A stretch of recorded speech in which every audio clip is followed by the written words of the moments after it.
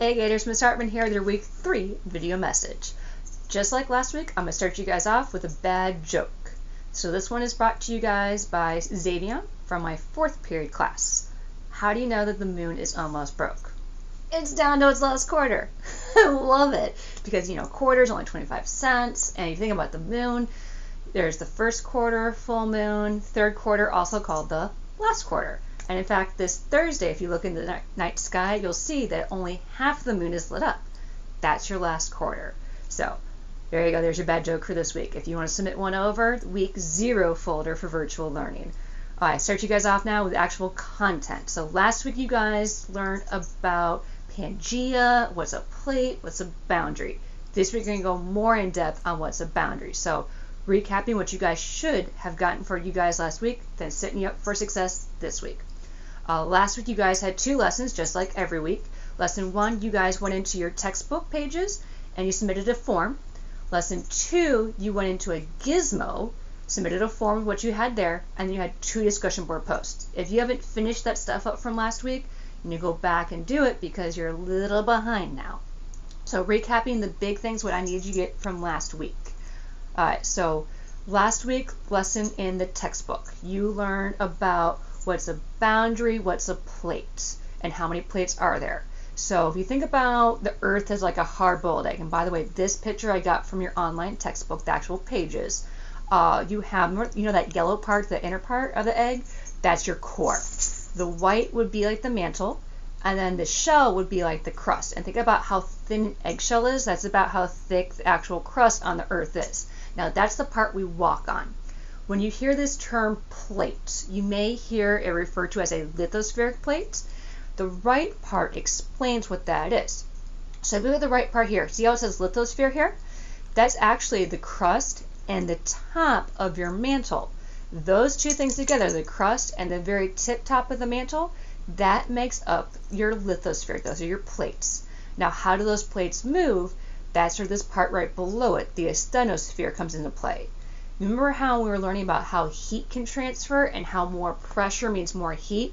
Well, the deeper you go in the Earth, the more heat there is. So the bottom layer, the core, that's your hottest. And as you go up, up, up, up, up, it still has that heat from the inner part. It's so hot down there. It is thousands and thousands of degrees. So your asthenosphere, it's actually liquid by the time it gets up to there because there's too much pressure underneath it that it's heating up from the bottom. Think less dense, so it rises up, and as it's moving along the bottom of the lithosphere, it actually drags it with it, and it cools down, and then heats up, drags the lithosphere some, and cools down. So that's how your plates move. Now, how many plates are there? I have a map of the Earth here. Let me go back there. You see all these major ones. So your major ones would be the North American plate, South American, Eurasian, African, Australian, and my Antarctic plates kind of come off here. Those are your bigger plates. Oh, and I forgot the Pacific on the side here. It's kind of cut in half there. But you do have, those are your 7 major plates, and they're named for what's right on top of it. We're right here. Here's where we're about right there. And we're in North America. We're on the North American plate. South America's on the South American plate. But there's 7 major. And all the smaller ones we call minor. So the Nazca, the Cocos, the Caribbean, those are considered minor plates because they're smaller. So that's what you need to get from lesson 1. Lesson 2, you learned about how Pangea was once together and it kind of split apart. Well, how do we know that it was once together? So Pangea, it's this supercontinent where all the lands are together. If we look at how the world looks now, this was your map 1 you're supposed to attach in on the discussion board post for lesson 2. This is how they currently look. Now, if you notice, the edge of South America here kind of fits into Africa there.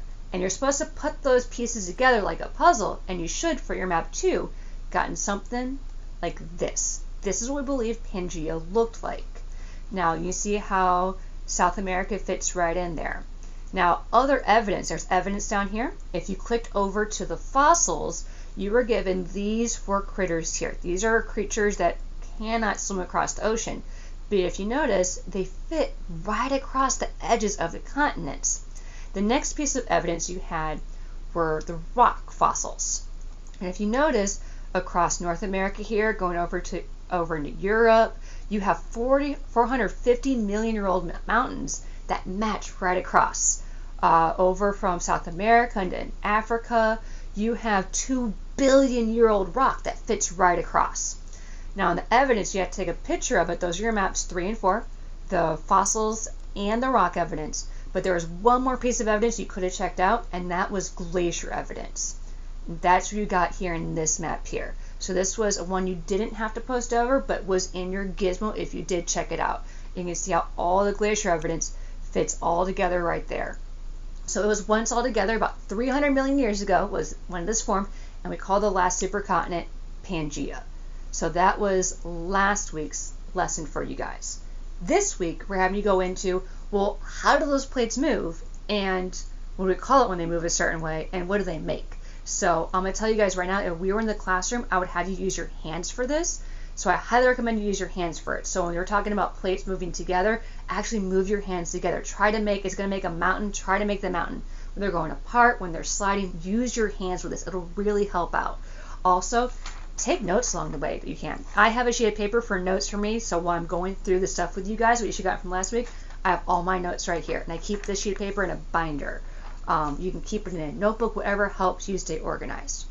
So this week, expanding on Pangaea and this evidence how things are moving around. If I go to one of my classes, let me go to, back to here. Let me find it here. Here we go. So this is, let me go back to online learning, week 3. So in your week 3 folder, you'll see 3 things. You'll see this video message you're watching now, and then lesson 1, lesson 2. You have to do those in order. I'm not letting you guys skip around anymore, so you have to do them in order.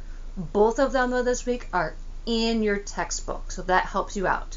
Biggest issue we had last week, you got to be logged in first, so make sure you log in first. So I'm going to click over to lesson 1, and you're going to notice there's the intro overview.